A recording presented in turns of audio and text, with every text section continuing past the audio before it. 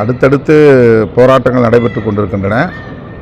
இது தேர்தலுக்காக நடத்தப்படுகிற ஒரு ஆர்ப்பாட்டம் என்று சுருக்கி பார்க்க தேவையில்லை. தேர்தல் நேரத்திலாவது அழுத்தம் கொடுத்தால் அரசியல் கட்சிகள் கவனம் செலுத்த வாய்ப்பு இருக்கிறது என்று கருதியிருக்கலாம். இதில் உள்நோக்கம் எதுவும் இல்லை. பொது நோக்கத்தின் அடிப்படையில் அனைத்து தரப்பாரும் முன்வைக்கிற கோரிக்கை. எனவே மத்திய மாநில அரசுகள் இதில் மெத்தனம் காட்டாமல் உரிய நடவடிக்கை மேற்கொள்ள வேண்டும். திருச்சிராப்பள்ளி ஒட்டுமொத்த தமிழகத்தின் மையப்பகுதியாக இருக்கிறது. 4 புறமும் இருந்தும் சாலைகள் இணையக்கூடிய ஒரு சந்திப்பாக இருக்கிறது. அதிலும் குறிப்பாக இந்த சாலை போக்குவரத்து நெரிசலுக்கு இடமளிக்கக்கூடிய வகையில் இருப்பதனால் சர்வீஸ் சாலை அமைக்க வேண்டியது மிக மிக இன்றியமையாத தேவையாக இருக்கிறது. எனவே அரசின் கவனத்தை ஈர்ப்பதற்கு இந்த போராட்டம் என்று நான் கருதுகிறேன்.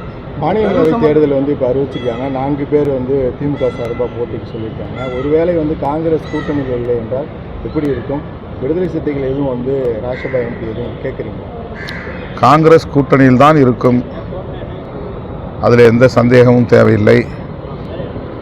திரு வேணுகோபால் அவர்கள் கூட நேற்று செய்தியாளர்களை சந்திக்கிற போது காங்கிரஸ் திமுக கூட்டணியில் தான் உள்ளது, அதில் குழப்பமில்லை என்ற கருத்தை அழுத்தமாக கூறியிருக்கிறார். ஆகவே திமுக கூட்டணி கட்டுக்கோப்பாகவே இருக்கிறது, கட்டுக்கோப்பாகவே இருந்து தேர்தலை சந்திக்கும். மது ஒழிப்பு மாநாடு நீங்களும் வைகோ அவர்களும் 2 பேர் போராட்டம் நடத்துறீங்க. அதுக்கு எந்த விதமான நடவடிக்கையும் இருக்கு மேற்கொள்ளப்படல ஆளுங்கட்சியின் சார்பில். அது சம்பந்தமாக உங்கள் கருத்து என்ன? இன்னைக்கு இது சம்பந்தமாக ஏதாவது வேறு ஏதாவது போராட்டங்கள் நடத்துவதற்கான வாய்ப்புகள் இருக்கா விடுதலை சிறுத்தைகள் கட்சி சார்பாக? மது மற்றும் போதைப்பொருள் ஒழிப்பு என்பது ஒரு குறிப்பிட்ட கட்சிக்கான கோரிக்கை அல்ல, ஒட்டுமொத்தமான மக்களின் கோரிக்கை. இந்தியா முழுவதும் போதைப்பொருள் புழக்கம் அதிகரித்திருக்கிறது. புள்ளி விவரங்கள் அந்த உண்மையை வெளிப்படுத்துகின்றன. தமிழ்நாட்டில்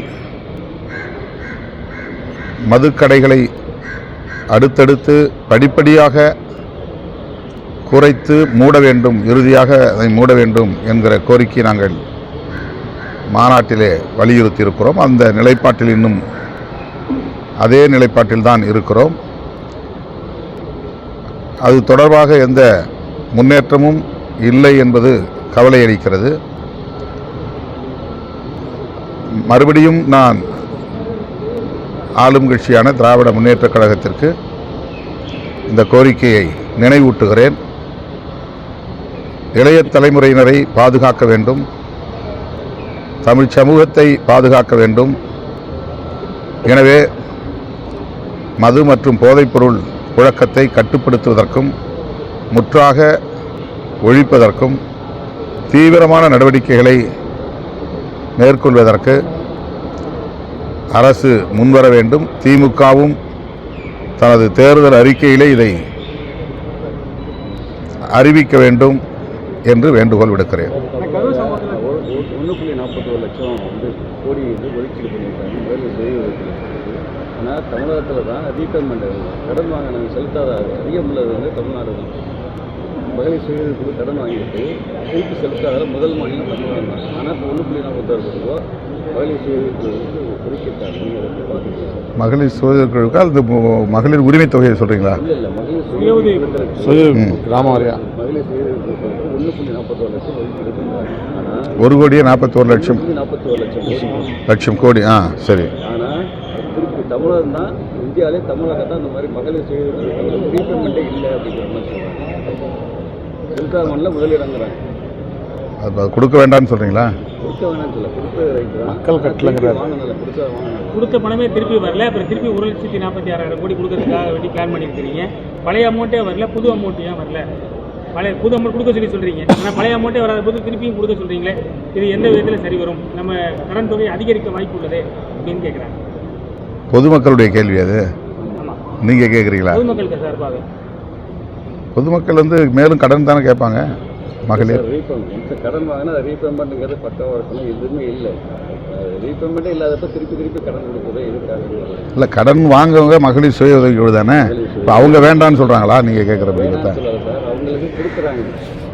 அது நல்லது தானே. இப்போ அவங்க கடன் கொடுக்குறாங்க வாங்குற அவங்களுக்கான தேவை இருக்குது, அவங்க வாங்குறாங்க. இப்போ நீங்கள் என்ன சொல்ல வரீங்க? அந்த மகளிருக்கு பழைய அமௌண்ட்டே கொடுக்காத போது திருப்பி கொடுக்குறீங்களே, அது எந்த விதத்தில் திரும்பி வரும் அடுத்தவங்க மேலே தான் நிற்கும்.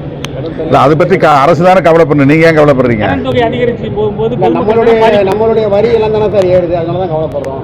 இல்லை, மகளிர் இது தேவை இருக்கிறதுனால கடன் வாங்குறாங்க. அரசு அது உதவி செய்கிறாங்க. அது நம்ம கடனை அடைக்காம திருப்பி அடுத்த கடன் கொடுக்குறேன்னு சொல்றீங்களே, அது எந்த விதத்தில் சரின்னு கேட்குறாங்க. யார் கேட்கறது? பொதுவாக மகளிர் சுய உதவியே கேட்குறாங்களா? பொதுமக்கள் சுய உதவி குழுல பணம் வாங்காத பொதுமக்கள் கேட்குறாங்க. அப்படி சொல்லுங்க. அது எப்படியா இருந்தாலும் மகளிரை மேம்படுத்த வேண்டும் அப்படிங்கிறதுக்கு தான் மகளிர் சுய உதவி குழுக்கள் உருவாக்கப்பட்டிருக்கின்றன. அவர்கள் திருப்பி செலுத்தாவிட்டாலும் கூட அவர்களுக்கு மேலும் தேவைப்படுவதை உணர்ந்து அரசு இந்த உதவியை செய்கிறது. இது நல்லெண்ணத்தின் அடிப்படையில் தான் செய்கிறது. திரும்ப பெறுவதற்கு அரசு உரிய நடவடிக்கை எடுக்கும். பெரிய பெரிய விஜயமல்லையா போன்ற பெரிய பெரிய தொழிலதிபர்களுக்கு, கார்ப்பரேட் நிறுவனங்களுக்கு பல்லாயிரம் கோடி நிதியை கொடுத்து அதை தள்ளுபடி செய்திருக்கிறது இந்திய அரசு.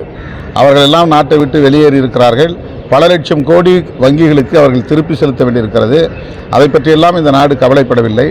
மகளிர் சுய உதவி குழுவுக்கு தருகிற இந்த பணத்தால் நாடு என்ன பெரிய நட்டத்தை சந்தித்து விட போகிறது என்று நான் கருதுகிறேன். திமுக கூட்டணியில நிபந்தனையற்ற ஆதரவுன்னு சொல்லி வைகோ சொல்லியிருக்காரு. நீங்க எப்படி கூட்டணி நிபந்தனையற்ற ஆதரவா இல்ல? இந்த கேள்விக்கே இடமில்லை. நாங்கள் ஒரு கூட்டணியை உருவாக்குவதிலும் அந்த கூட்டணியை பாதுகாப்பதிலும் அக்கறையோடு இருக்கிறோம்.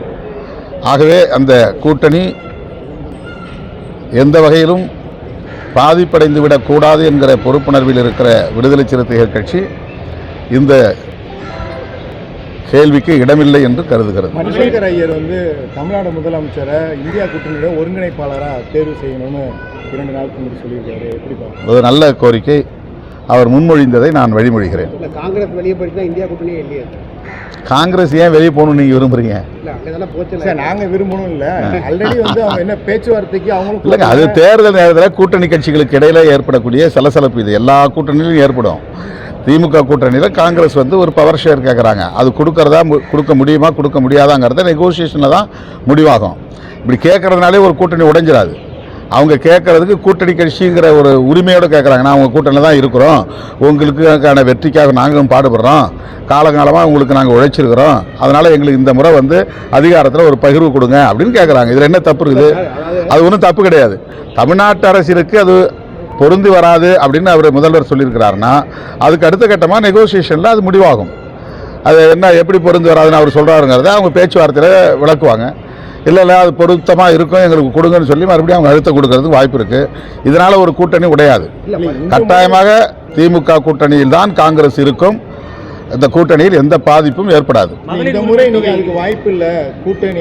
அது எங்கள் நிலைப்பாடு. அது எங்கள் நிலைப்பாடு. நாங்கள் ஒரு ஸ்டாண்ட் எடுத்துருக்கோம். காங்கிரஸ் வேற ஒரு ஸ்டாண்ட் எடுத்துருக்குது. எங்களை மாதிரியே காங்கிரஸ் ஒரு நிலைப்பாட்டை எடுக்கணுங்கிறது ஒன்றும் கட்டாயம் கிடையாது. அல்லது காங்கிரஸ் சொல்கிற மாதிரி நாங்கள் அவங்கள பின்பற்றி இல்லை எல்லாரும் சேர்ந்து ஒரு அழுத்தம் கொடுப்போம் அப்படின்னு முடிவெடுக்க வேண்டிய நிலையிலும் நாங்கள் இல்லை. நாங்கள் தெளிவாக இருக்கிறோம். எங்களுக்குரிய கோரிக்கை என்னவோ அந்த கோரிக்கையை பேச்சுவார்த்தையின் போது நாங்கள் முன்வைப்போம்.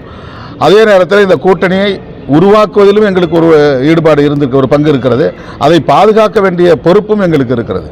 எனவே நாங்கள் இன்றைக்கி எவ்வளோ இடம் கூடுதலாக இன்னொரு அணியில் கிடைக்குமா அப்படிங்கிற மாதிரிலாம் நாங்கள் எதிர்பார்த்து வெளியேற வேண்டிய அவசியம் இல்லை.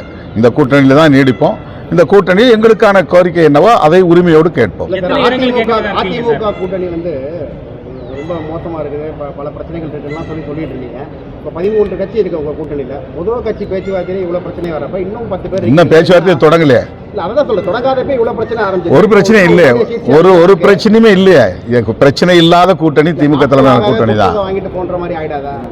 அதெல்லாம் நாங்கள் நெகோசியேஷன் முடிவு பண்ணுவோம். நேரமும் கிடையாது சார். அதை பற்றி நீங்கள் ஏன் கவலைப்படுறீங்க? நெகோசியேஷனில் நாங்கள் முடிவு பண்ணுவோம். 1 மணி நேரம் கூட முடிவாகும். அது கேட்டுட்டு உங்களுக்கு சொல்கிறேன். யாரு? அதில் அவங்க மேலே கேஸ் போட்டிருக்காங்க. அது இன்னும் ஒரு சரியான ஒரு பதில் அவங்களோட எக்யூப்மெண்ட்ஸ் எல்லாமே இல்லை. அப்போவே நாங்கள் அதை கண்டிச்சிருக்கிறோம். சம்பந்தப்பட்ட அந்த எம்எல்ஏ உட்பட யாராக இருந்தாலும் அவர்கள் மீது சட்டப்பூர்வமான நடவடிக்கை எடுக்க வேண்டும் என்று வலியுறுத்துகிறோம். அது இப்போ டைம் இல்லை.